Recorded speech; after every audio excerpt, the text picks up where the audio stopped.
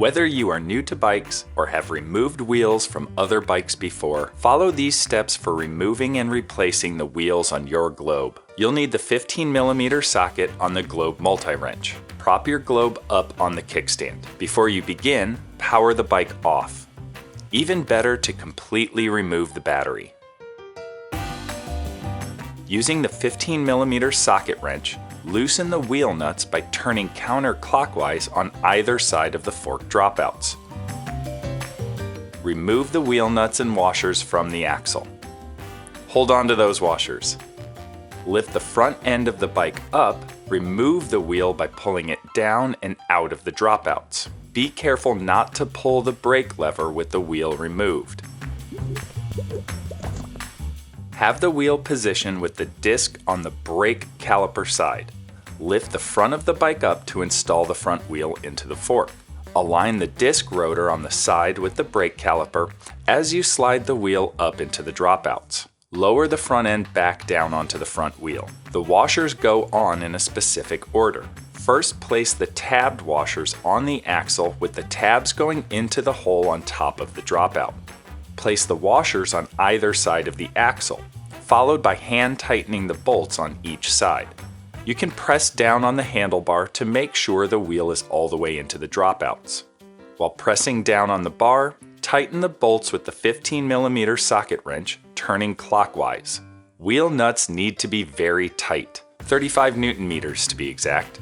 You will feel some resistance when fully tightening these nuts. The wrench should leave an imprint on your hand. Lift the front wheel slightly off the ground. Grab the tire and give the wheel a spin to double check that the rotor is aligned between the brake pads in the caliper. If it's not, go back to make sure the wheel is sitting all the way in the dropouts. Replace the battery, and you're good to go. You'll need the 17mm socket on the Globe multi-wrench. You'll also need the 3mm and 4mm hex. Due to the rear wheel's hub motor, it is best to turn the bike upside down to remove and replace the wheel. Begin with the bike supported on the kickstand. Power off. And completely remove the battery. Using the 3mm hex bit, loosen and rotate the handlebar display 180 degrees. Loosen and remove the bell. Click the smaller trigger to shift into the smallest cog. Turn the crank to get the chain to move down. Now roll the bike off the kickstand. Position the non-drive side left pedal up at 12 o'clock. Gently lay the bike on its side.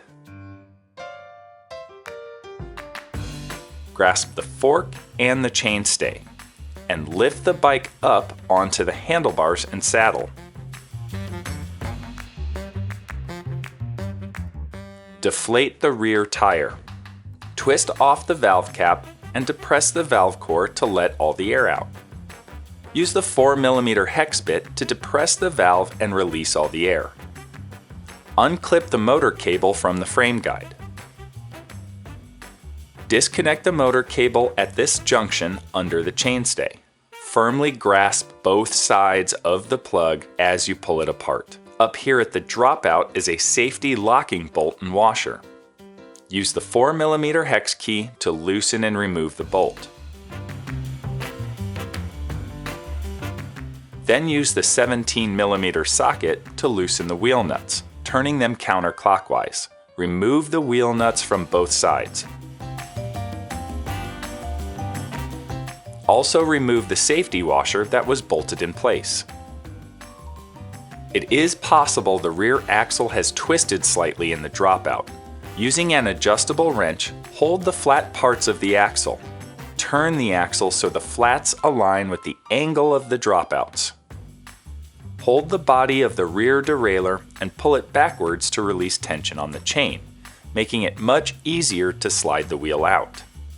Lift the rear wheel up and out of the dropouts. Keep an eye on the no-turn washers. They should remain on the axle in the same position. If one or both come off, be sure to replace in the same orientation on both sides. Line the wheel up with the cog set on the derailleur side of the frame. No-turn washers should have the tabs facing toward the open end of the dropout away from the frame. Pull the rear derailleur back and align the chain with the small cog. Aim the brake rotor into the caliper in between the brake pads. Lower the rear wheel into the dropouts, watching to keep the axle flats aligned with the angle of the dropouts. Slide on the locking washer and install the bolt with a 4mm hex. Using the torque wrench, tighten to 6 Nm.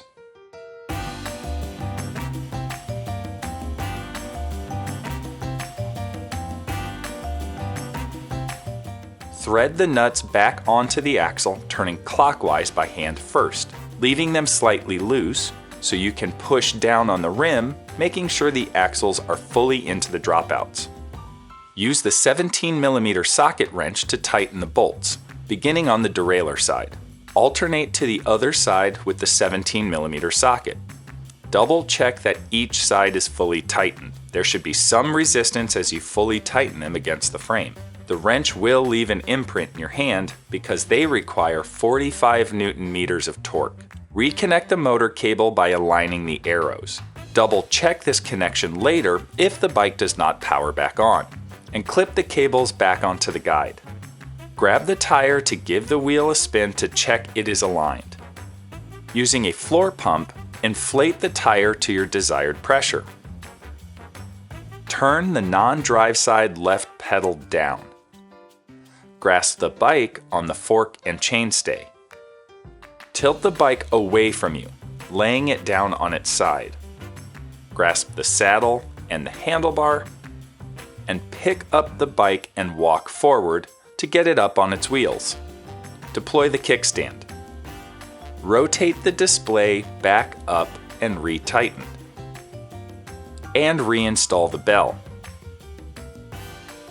Replace the battery and you're good to go.